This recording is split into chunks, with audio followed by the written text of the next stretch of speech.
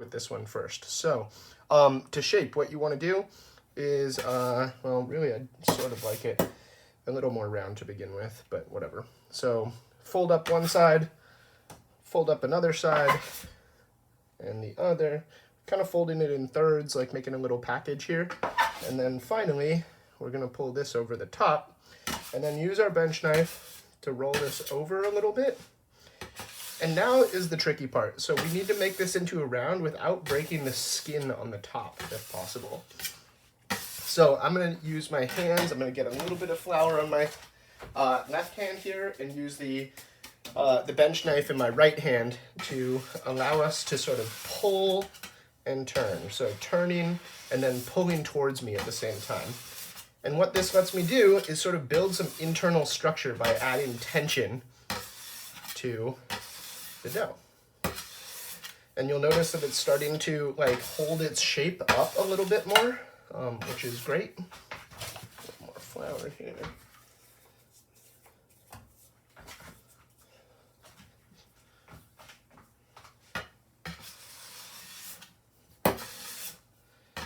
And I think we'll call that one good. Cool, so we'll do the same thing with this one. We're gonna take a nice little bite here, pull it over the top, do the same with each side. And finally with the top. Oops, did rip that one a little bit, but that's okay. I think we'll be able to turn it into shape anyway.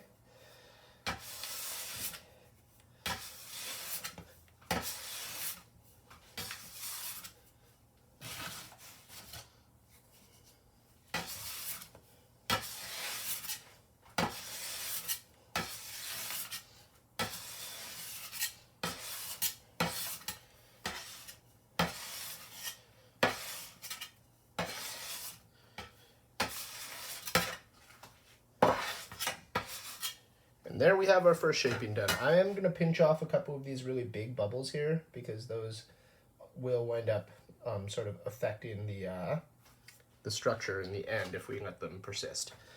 Yeah. So we're going to let these rest for about 20 minutes. They should relax down a little bit, sort of pancake out a little bit again. And I'm going to flour the surface of these slightly because I'm going to cover them with a cloth.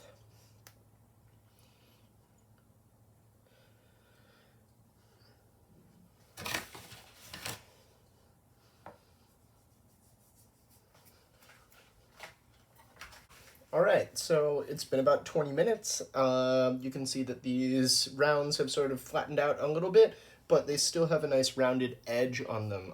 If your dough spreads out too much or starts to become like a puddle, you've probably not waited long enough or waited way too long to start your shaping. So I've got a couple of bannetons here. They're these cane baskets here.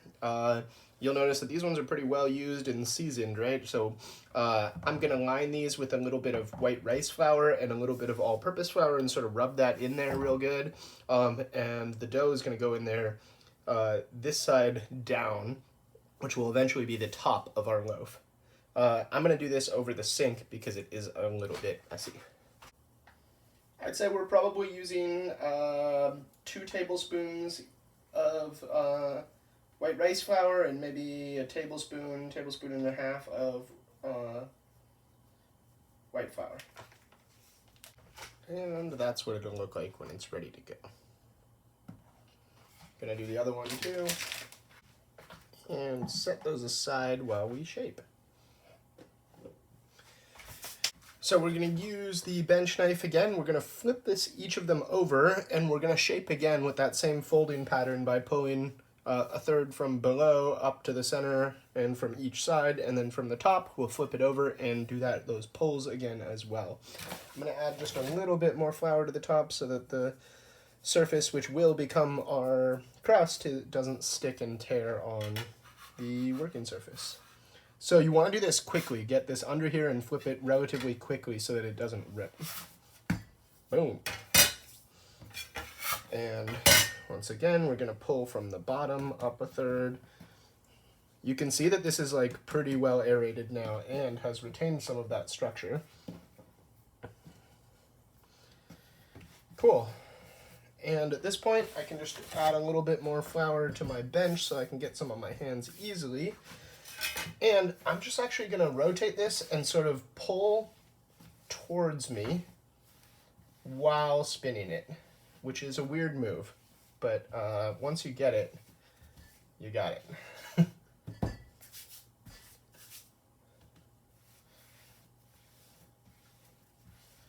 And what this does is allow you to sort of fold in the edges underneath the ball of dough a little bit, creating more tension on that surface. And once you get it nice and round, you can just spin it a few more times, and that will also help build it. So look at how nicely that stands up now. And we're just going to plop that right into one of our bannetons here. Boom. And this is going to get covered and will rise for another 3 to 4-ish hours. It should wind up filling pretty much that whole banneton there.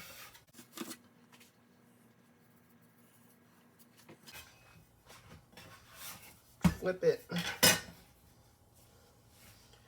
Do a little stretch and pull. Again, we're trying not to degas it too much at this point because we do want the gas that's in there to remain in there.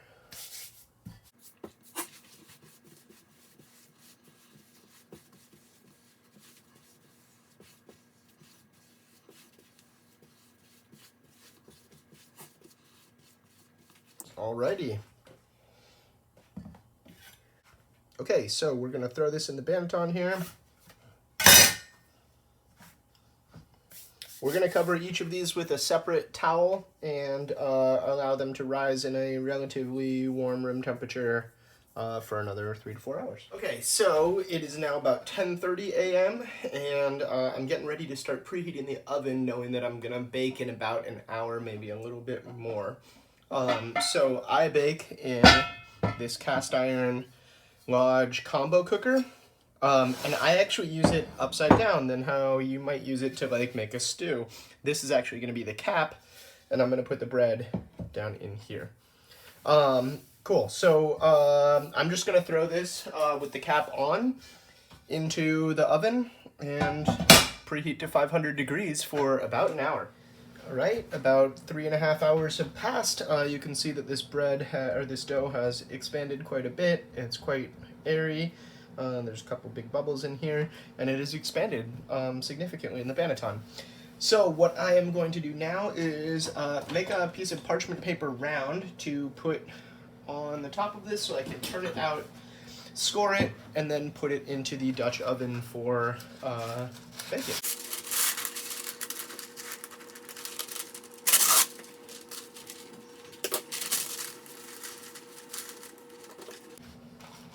It needs to be a little bit bigger than the banneton because it is going to pancake a little bit when you take it out of here.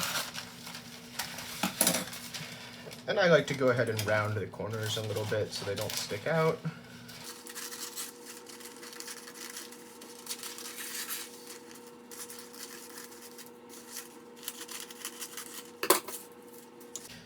All right. To score the bread, I use what's called a lame.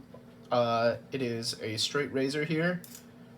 You can buy these in some small packs. This one's actually on its way out. It's a little bit dirty, probably getting a little bit dull for our purposes. And then there's this bent wire piece that gets slotted into here to score the bread. Depending on what kind of shape you're looking for your score, you either want to have your score to be like perpendicular to the surface of the bread or at an oblique angle. The more angled it is, the more upturn you're going to get what's called the ear in the final loaf. All right, so I'm going to turn this out. I'm going to do a simple score pattern. Actually, maybe I'll try the pie score again. Okay, so I like to turn out onto the back side of a jelly roll here, so I'm going to put this down on the top and flip it over. And then hopefully this will just release right out of there because we put so much flour and rice flour in there, and indeed it comes right off. You can see it's holding its dome shape pretty well here, so what I'm going to do is make a nice quick square score on here.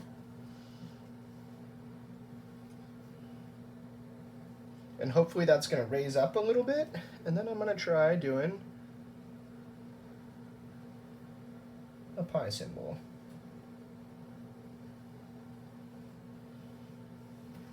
Not great, but it'll hold.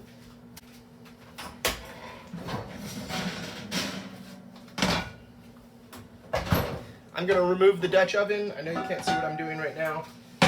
And I'm just going to drop this down in there using the baking sheet. It's going to plop right in there. I'm going to recap it, and then I'm going to turn the oven down to 475 immediately after I put it in. So the reason that we bake it with the cap on for the first 20 minutes here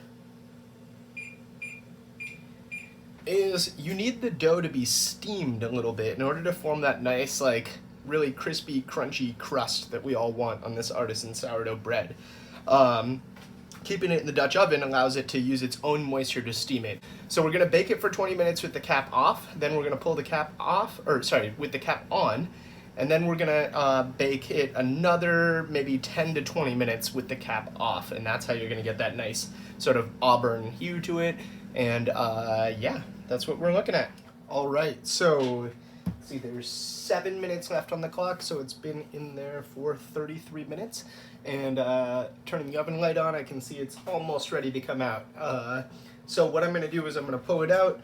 I'm going to try and pinch just a little bit of the parchment paper and then use this metal spatula to lift it onto a wire rack, and then we'll get a good look at it.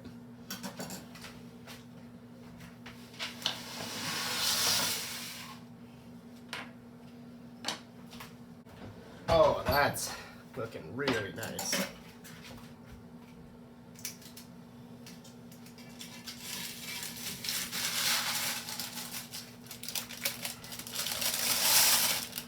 Look at that. So the hardest part about this whole process is actually waiting to cut into this until it is cool.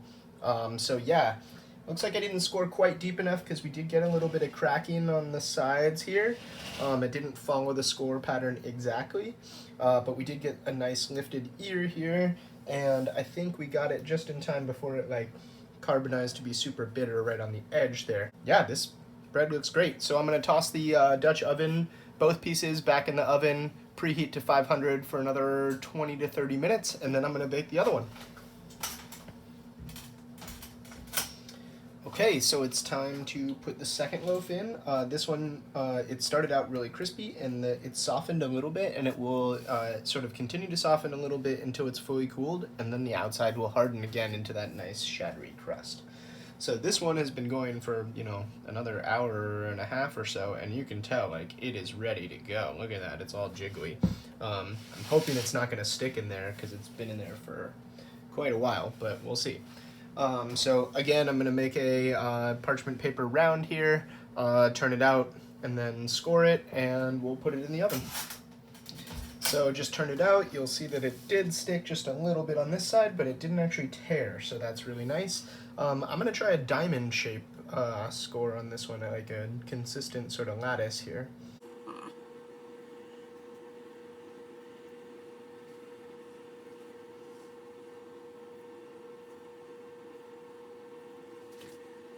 We'll see how that does. Pop this in the Dutch oven. Gonna turn the oven down to 475 again. Set the timer for 20 minutes. And steam it for 20 minutes. And hopefully this one puffs up just as nice as the other. Yeah, we'll see. Okay, so I've just pulled the second one out of the oven, and it too is pretty beautiful. Notice the difference in the sounds here, right? This one is soft. This one, having just come out of the oven, very hard. One way that lots of bakers recommend that you check the doneness is to listen to the sound to be hollow on the bottom when you tap it. Yep, sounds pretty hollow to me. Yeah, so I'm gonna let these cool completely and dig in.